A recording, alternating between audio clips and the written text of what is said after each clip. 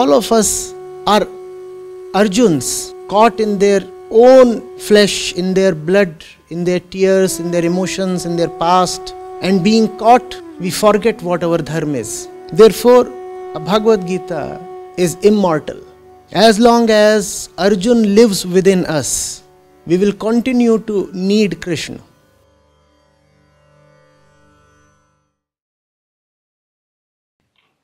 Pranam Acharya ji. I've been in a part of the last Delhi camp, IIT Delhi camp. During those 3 days, I've seen that you have spoke to the participants continuously for 6 hours. And then later in the evenings with hostel students for another 2 to 3 hours till 2 a.m. in the morning.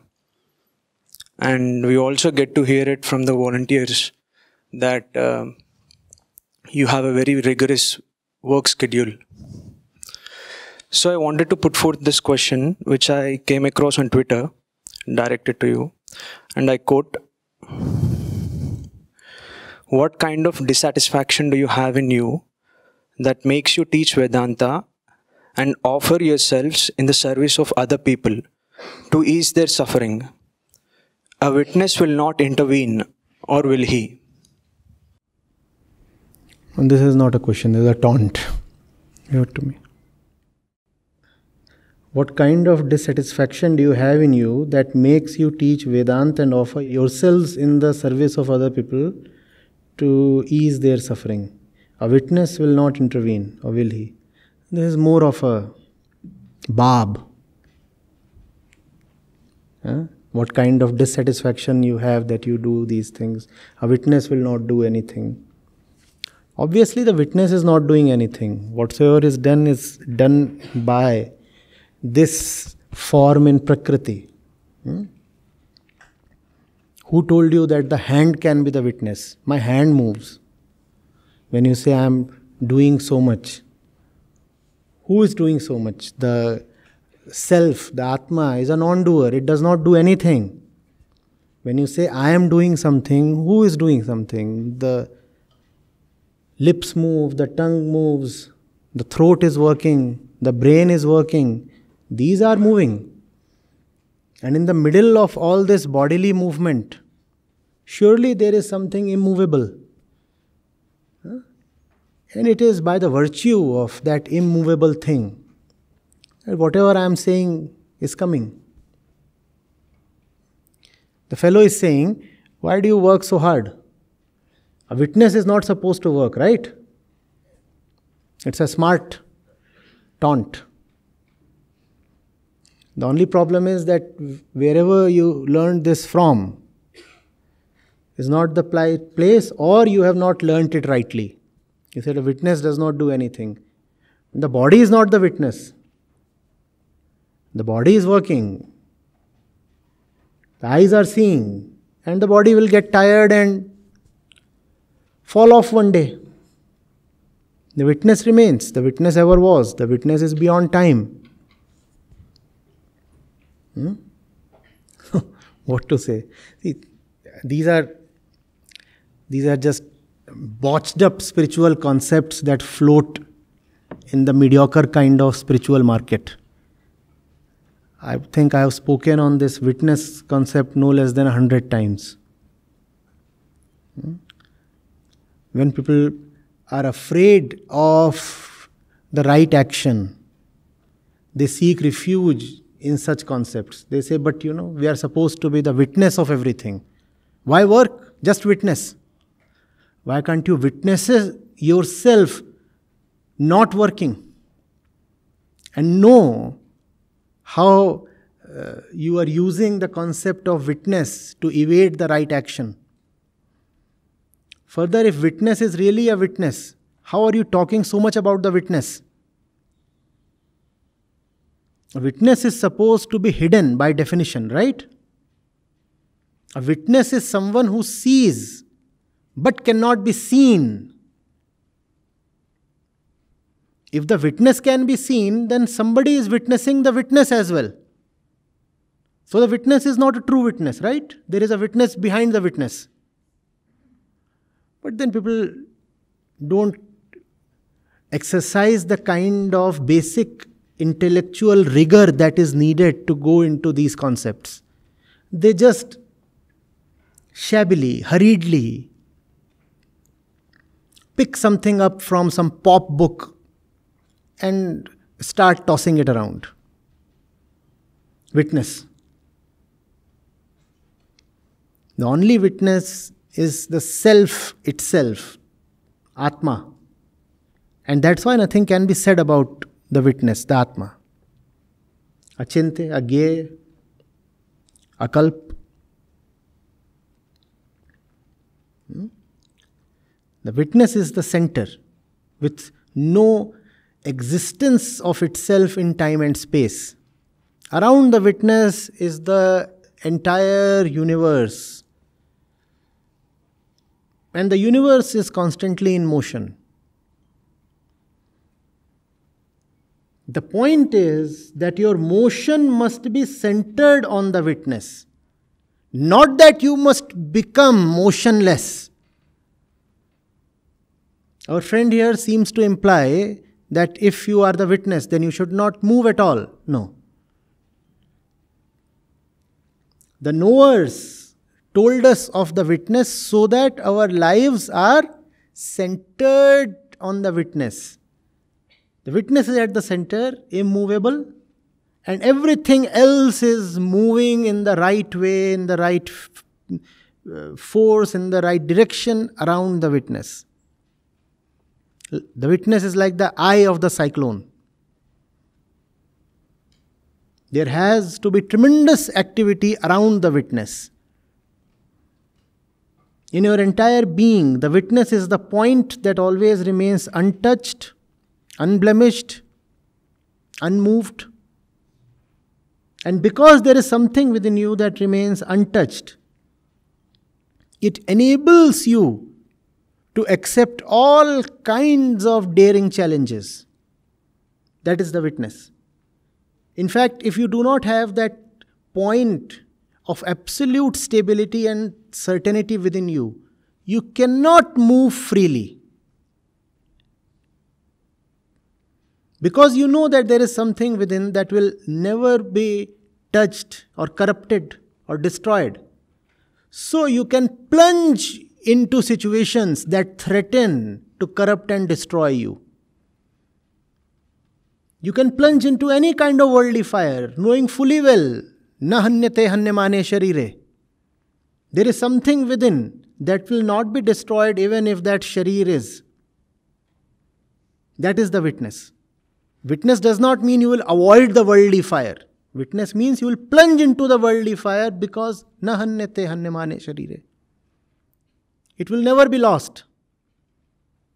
And if the body goes, let the body go. The body is anyway supposed to go.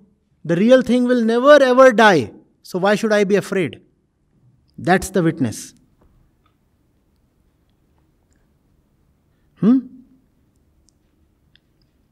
witness is somewhat like the, very, very broadly put, the axis of the ceiling fan. Does it move? Because it does not move, therefore the fan can move with all its speed. What happens when the axis itself starts moving? You run out of the room. Because now any mad thing is possible. That's the witness. The center around which all the worldly motion, all the activity of life can take place. That center should never move. The point is to ask yourself, do you have something in you that the world can never ever touch? Or is everything within you vulnerable to touch and exploitation and influence? You must have something within you that the world can never touch, let alone master. That's the witness. Something within that will never participate in anything in life or in the world. Never a participant. I am not involved. Even if the mind is involved and the body is involved, something within should never be involved. Something just sits, untouched. It's not interested even in watching. To say that the witness watches is also an infringement on the nature of the witness. The witness is not interested even in watching. The witness just is.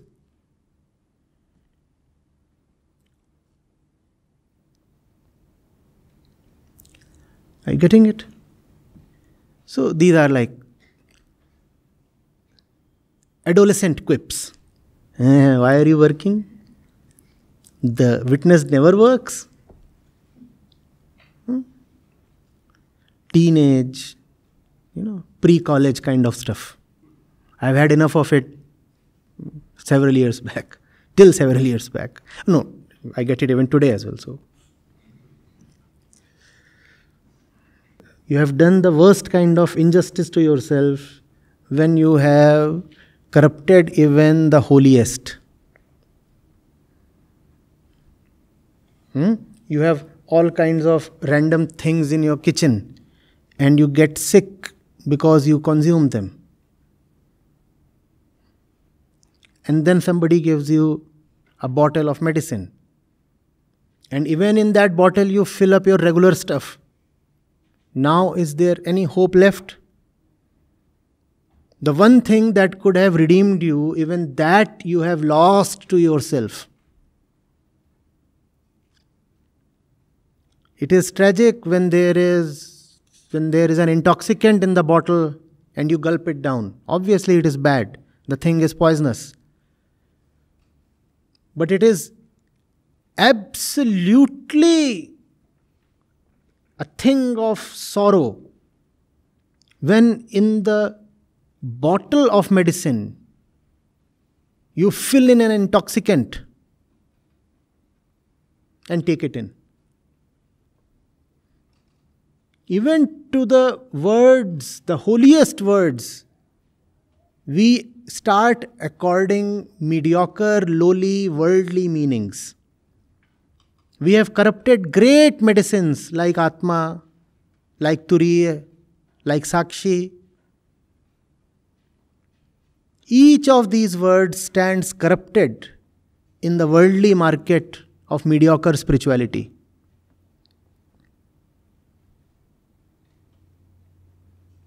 Prem, Satya, Anand. Every third person and every single guru is touting these words with pure impunity. Nobody comes and seeks accountability. And because these things are not mathematical, therefore you cannot instantly prove someone wrong.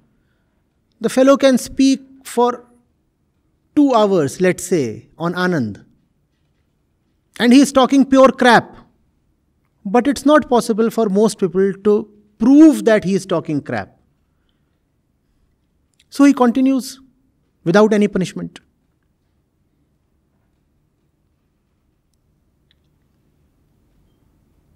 Atma, Brahm.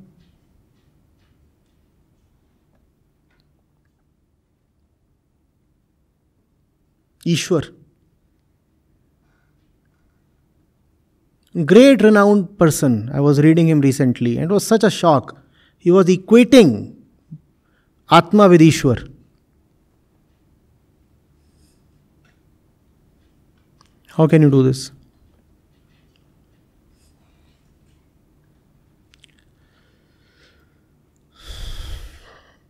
And the results have been massive.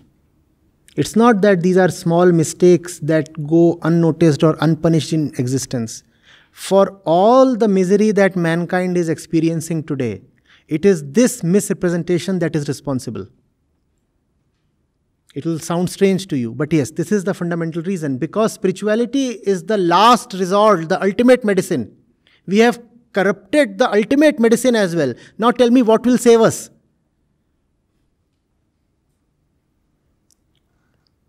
The worst offenders are these spiritual writers and pop gurus.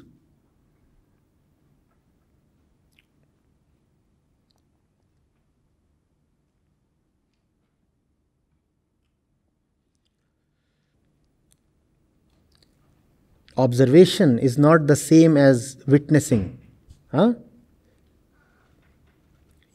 you sit here and you watch me speaking. In ordinary language, it is permissible to say that you witnessed me speak. And you'll say that. You'll say there was this Mahotsav organized at IISc and we witnessed Acharya Prashant speaking. That is permissible in ordinary parlance. In pure spirituality, in technical Vedanta, you cannot use the word witness this way. Yes, you observed me. You didn't witness me. You observed me. You observed me because the observer and the observed object both were present. It was an act in duality. The two were there. Did you disappear internally while watching me? That hardly happened. So you didn't witness. To witness is to not to be. When you are not, then you are the witness. But you constantly are, so how can you witness? Observation and witnessing are not the same thing. But gurus tell you, oh, you must be a witness to everything that is happening in your life. What nonsense. It's not just a matter of wordplay. It has severe implications.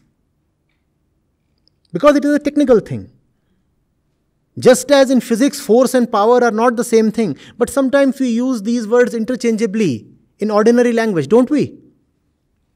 Sometimes you say, he hit me with great force. Or you say, he pushed me with great power. But a student will physics, basic Newtonian physics will tell you force and power are not the same thing at all. Similarly, the observer and the witness are dimensions apart. How are you using these two words interchangeably?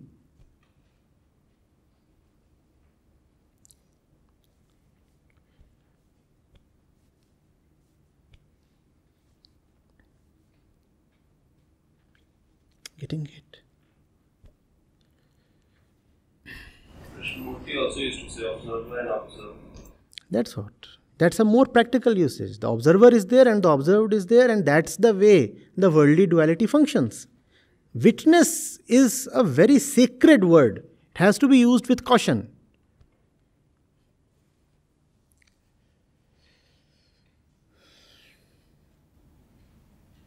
Remember that the language of Vedanta proceeds via negativa.